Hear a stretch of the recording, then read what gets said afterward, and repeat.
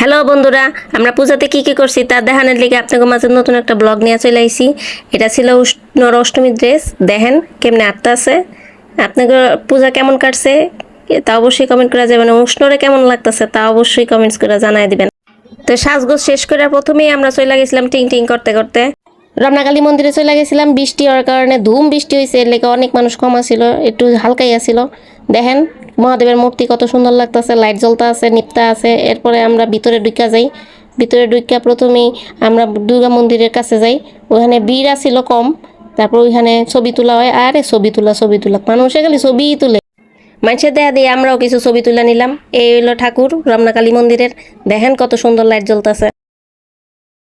উষ্ণ চন্দ্রমিতি নিয়ে ঠাকুর ভক্তি শেষে আমরা গেলাম কালী মন্দিরে কালী দেখতে।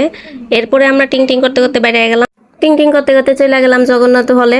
এখানে দেখেন কত ফুলের সমারোহ, ফুলের মধ্যে হারায় গেছে আমার মেয়া। এরপরে গেলাম ঠাকুর দেখতে। ঠাকুরের কত সুন্দর শোভা। জগন্নাথ হলের মন্দির ঠাকুরটা বেশ সুন্দরই ছিল। সেখানে ভক্তি টক্তি শেষে ঠাকুর দেখা শেষে আমরা বাইরে গেলাম। ওখানে কত দোকান, আরে বাবা দোকান। তো উষ্ণ লেগা গলার হার দেখতেছিলাম। দেখেন উষ্ণের গলার হারে কেমন লাগতেছে, আপনারাও সবাই কমেন্টসে করে জানাইবেন। তা ফাইনালি এই গলার হারটা চয়েস করে এবং এটা কিনা হয়।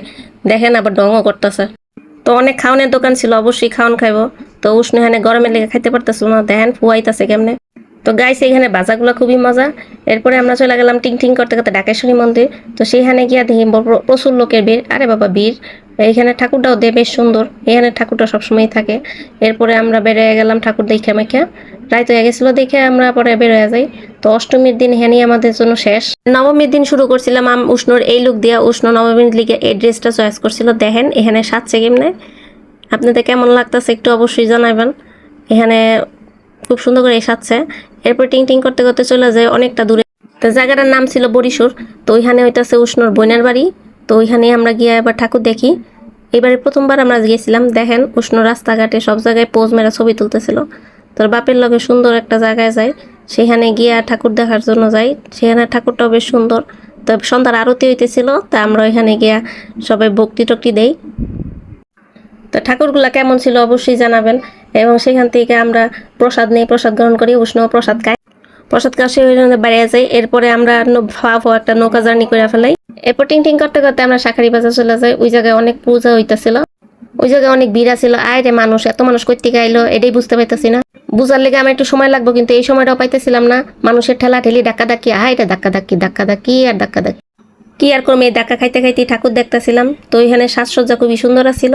এখানে অনেক ঠাকুর থাকার কারণে এক লগে ধাক্কা খাইতে খাইতে যাইতেছিলাম। এই দেখেন ঠাকুররা কি সুন্দর আরাম করে উপরে বসে রয়েছে, আর আমরা নিচে ধাক্কা ধাক্কি করতেছি।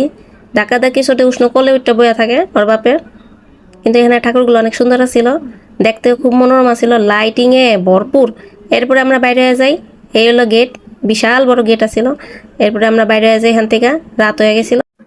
এরপরে আমরা খাওয়ানোর হোটেলে গিয়ে ঢুকি। এই দেখেন খাওয়ান নিয়ে বয়া পড়ছি। মানুষের চাপ খাই, আমরা এখানে মুরগির চাপ খাইতে বয়া পড়ি। তা আমাকে নবমী এখানে শেষ। দশমীতে উষ্ণ শাড়ি পরে দুর্গা ঠাকুরের মতো সাজ দেয়। দেখেন আপনাদের কেমন লাগতেছে। ওর এই বাসাতেই সাজাই দিছিলাম এবং দুর্গা ঠাকুরের গানের সাথে নাচতেছিল। খুব খুশি ছিল শাড়ি পরে, এই প্রথমবার শাড়ি পরছে বিজয় দশমীতে।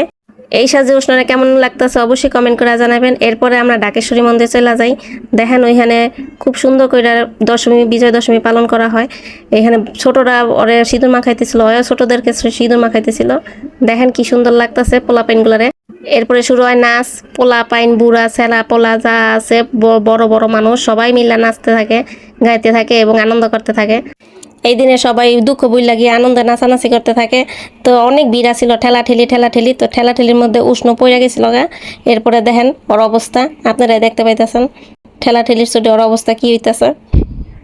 এরপরে কোনো মতো আর ভিড় থেকে বাইক করে নিয়ে আসি এবং দেখেন কত মানুষের ভিড়, সবাই একসাথে হই হুল্লোড় আনন্দ করতেছিল। এরপরে লাস্টে দেখেন উষ্ণর অবস্থা কি। তো ব্লগটা এখানেই শেষ, টাটা।